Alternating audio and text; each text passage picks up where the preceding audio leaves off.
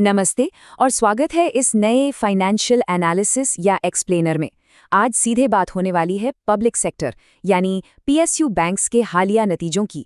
पिछले कुछ समय में इन बैंक्स ने जो रिकॉर्ड तोड़ प्रॉफिट्स छापे हैं उसे इनका गोल्डन पीरियड या एक ऐतिहासिक ऊंचाई कहा जा सकता है। लेकिन इस ऊंचाई के पीछे एक तूफान भी धीरे धीरे जमा हो रहा है। कुछ ऐसे स्ट्रक्चरल बदलाव और आरबीआई के नए नियम रास्ते में हैं जो बैंकिंग के इस पूरे खेल को पूरी तरह से पलट सकते हैं। तो चलिए बिना देरी किए इस दिलचस्प कहानी में डाइव इन करते हैं। इस कहानी की शुरुआत करते हैं इस एक हैरान कर देने वाले नंबर के साथ, 80,320 करोड़ रुपए। जी हाँ, ये स्टेट बैंक ऑफ इंडिया यानी एसबीआई का इस साल का नेट प्रॉफिट है। इस प्रॉफिट में करीब 13% का एक बहुत ही शानदार जंप देखने को मिला है।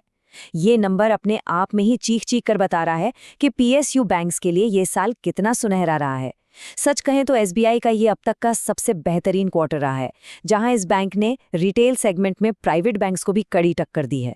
और मज़ेदार बात यह है कि ये शानदार परफॉर्मेंस सिर्फ एसबीआई तक ही सीमित नहीं है। जरा इन नंबर्स को देखिए। बैंक ऑफ बड़ौदा ने पहली बार 20,000 करोड़ रुपए के प्रॉफिट का आंकड़ा पार किया है। वहीं पीएनबी और यूनियन बैंक दोनों ने अपना अब तक का हाईएस्ट एवर क्वार्टरली प्रॉफिट दर्ज किया है। इस ऐतिहासिक प्रॉफिट के पीछे असली इंजन क्या है? वो है इनका जबरदस्त क्रेडिट ग्रोथ। इन सभी बैंक्स का क्रेडिट डबल डिजिट्स में बढ़ा है। यूनियन बैंक का एडजस्टेड ग्रोथ भी लगभग 15% के आसपास रहा है। ये नंबर्स वाकई में इंप्रेसिव हैं। अब सबसे क्रूशियल बात यह है कि ये रिकॉर्ड प्रॉफिट्स किसी कमजोर नींव पर नहीं खड़े हैं। इनकी एसेट क्वालिटी का फाउंडेशन बहुत ही सॉलिड है। हर जगह ग्रॉस एनपीए 3% से कम हो गया है और नेट एनपीए तो 0.5% के भी नीचे आ गए हैं। इसका सीधा सा मतलब है कि वो जो बैड लोन्स या डूबने वाले कर्ज की पुरानी बीमारी थी, वो अब काफी हद तक खत्म हो गई है। साथ ही इनका कैपिटल एडिक्वेसी रेशियो 15% से 18% के बीच है, जो एक बहुत ही कंफर्टेबल कुशन है। इसका नतीजा ये है कि अपनी ग्रोथ को आगे बढ़ाने के लिए इन बैंक्स को हाल फिलहाल में कोई नया इक्विटी रेज करने या मार्केट से पैसा उठाने की कोई भी जरूरत नहीं है। लेकिन रुकिए, जैसा कि शुरुआत में बात हुई थी, आसमान में कुछ काले बादल भी हैं। इसे कहते हैं मार्जिन स्क्वीज। जब आरबीआई लगातार रेट कट्स करता है तो बैंक्स असल में दोनों तरफ से फंस जाते हैं। कैसे? देखिए, जो लोन्स रेपो रेट से जुड़े होते हैं उनकी यील्ड या कमाई रेट कट के कुछ ही हफ्तों में तेजी से नीचे आ जाती है। लेकिन फिक्स्ड डिपॉजिट्स की हालत बिल्कुल अलग होती है। एफडी के रेट्स लॉक हो जाते हैं और जब तक वो मैच्योर नहीं होते, बैंक्स को पुराने और ज़्यादा रेट्स ही चुकाने पड़ते हैं। तो सोचिए, कमाई तेजी से गिरती है पर खर्चे वहीं के वहीं चिपके रहते हैं। इसी बीच के दबाव को मार्जिन स्क्वीज कहा जाता है। और इस मार्जिन स्क्वीज ने नेट इंटरेस्ट मार्जिन यानी निम पर जो डैमेज किया है वो बिल्कुल साफ है। सारे बैंक्स के मार्जिन में गिरावट आई है। एसबीआई 3.21% की रेंज से खिसककर 3.03% पर आ गया है। बैंक ऑफ बड़ौदा को तो अपना फ्यूचर एस्टिमेट ही कम करना पड़ा है। और पीएनबी की तरफ देखें तो इनका मार्जिन गिरकर सीधा 2.47% पर आ गया है, जो खुद इनके टारगेट से काफी कम है।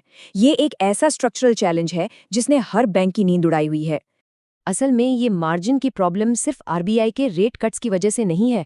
इसके पीछे एक ट्रैप या जाल है जो पिछले 2 सालों में बुना गया है। 2022 के लो रेट पीरियड को याद कीजिए, जब बैंक्स लोन देने के लिए एक दूसरे से कम्पीट कर रहे थे। तब बड़ी कॉर्पोरेट कंपनियों के पास बार्गेनिंग पावर बहुत ज्यादा थी। उन्होंने इसका पूरा फायदा उठाया और बैंक्स को मजबूर किया कि वो लोन्स को बैंक के इंटरनल एमसीएलआर रेट्स के बजाय एक्सटर्नल टी बिल से लिंक करें। अब परेशानी क्या है? एमसीएलआर बैंक के हाथ में है, धीरे धीरे बदलता है, लेकिन टी बिल्स का रेट सीधे मार्केट के मूड से जुड़ा है। तो जैसे ही मार्केट में रेट्स नीचे आते हैं, टी बिल से जुड़े लोन्स की कमाई तुरंत क्रैश कर जाती है।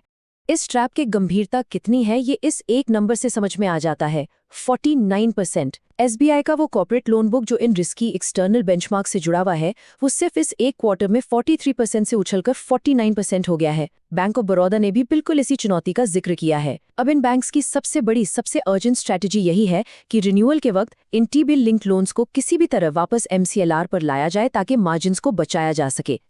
तो एक तरफ लोन से होने वाली कमाई कम हो रही है और दूसरी तरफ डिपॉजिट्स का क्या हाल है? डिपॉजिट की ग्रोथ क्रेडिट की ग्रोथ से काफी पीछे रेंग रही है, सिर्फ 9% से 12% के बीच। यूनियन बैंक का नंबर तो सिर्फ 2.7% पर है। इसीलिए अब बैंक्स इन महंगे 7 से 8% वाले बल्क डिपॉजिट से आक्रामक तरीके से पीछा छुड़ा रहे हैं। उदाहरण के लिए यूनियन बैंक ने तो करीब 70,000 करोड़ रुपए के बल्क डिपॉजिट्स अपनी बैलेंस शीट से निकाल फेंके हैं। अब पूरा फोकस सस्ते कासा यानी करंट और सेविंग्स अकाउंट्स पर है। लेकिन मार्केट में कंपटीशन इतना तगड़ा है कि लाख कोशिशों के बाद भी पीएनबी का कासा लगातार 4 क्वार्टर से 37% पर ही अटका हुआ है।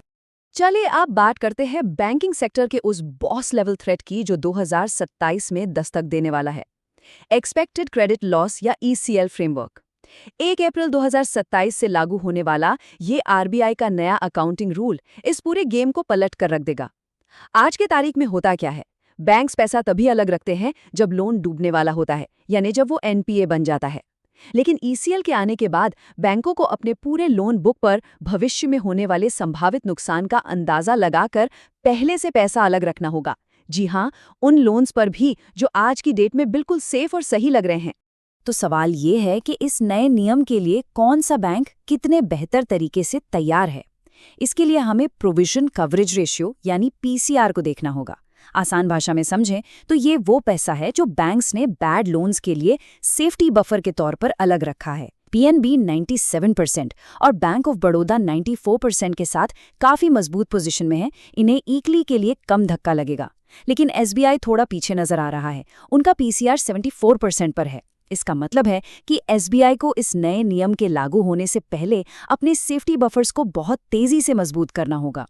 अब दिलचस्प बात यह है कि ये बैंक से आने वाले तूफान के लिए अपनी ढाल चुपचाप तैयार कर रहे हैं। कोई भी खुलकर इसे ईसीएल की तैयारी नहीं बोल रहा, लेकिन हजारों करोड़ रुपए के सेफ्टी बफर्स जमा होने शुरू हो गए हैं।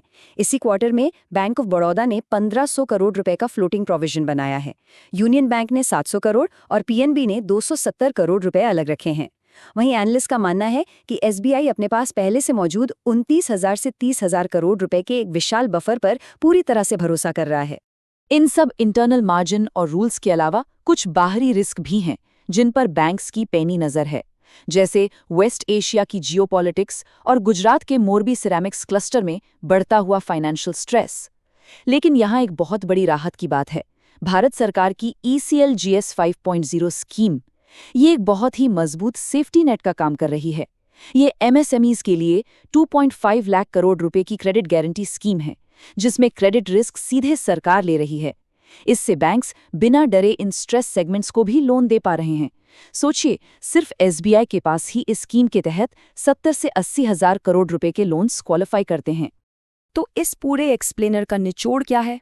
अल्टीमेट सवाल यही खड़ा होता है, क्या आने वाले समय में नेट इंटरेस्ट मार्जिन 2.5% से 3% के बीच आकर टिक जाएंगे, या फिर मार्जिन स्क्वीज उन्हें और नीचे ले जाएगा? और सबसे बड़ी बात, जब 2027 में असल में ये ईसीएल रूल लागू होगा, तो क्या ये हजारों करोड़ की सेफ्टी बफर्स बैंक्स को बचाने के लिए काफी होंगे? इस सुनहरे साल में बैंक्स ने जो मजबूत फाउंडेशन बनाई है, असली परीक्षा तो उसी की होनी है। ये पूरा फेज देखना वाकई बहुत ही दिलचस्प होने वाला है। इकोनॉमी और बैंकिंग सेक्टर में हो रहे ऐसे ही बड़े बदलावों, स्ट्रक्चरल शिफ्ट्स और आरबीआई के नए रूल्स को आसान भाषा में समझने के लिए सही जानकारी होना बहुत जरूरी है। अगर पीएसयू बैंक्स और रेट साइकिल्स के इस गहरे विश्लेषण से कुछ नया और ज़रूरी सीखने को मिला है, तो चैनल को अभी सब्सक्राइब कर लीजिए ताकि फाइनेंस की दुनिया का कोई भी बड़ा शिफ्ट और ऐसी कोई भी ज़रूरी चर्चा कभी मिस ना हो। इस एक्सप्लेनर को ज़रूर शेयर कीजिएगा। मिलते हैं अगले विश्लेषण में। तब तक जानकारी बढ़ाते रहें और सीखते रहें।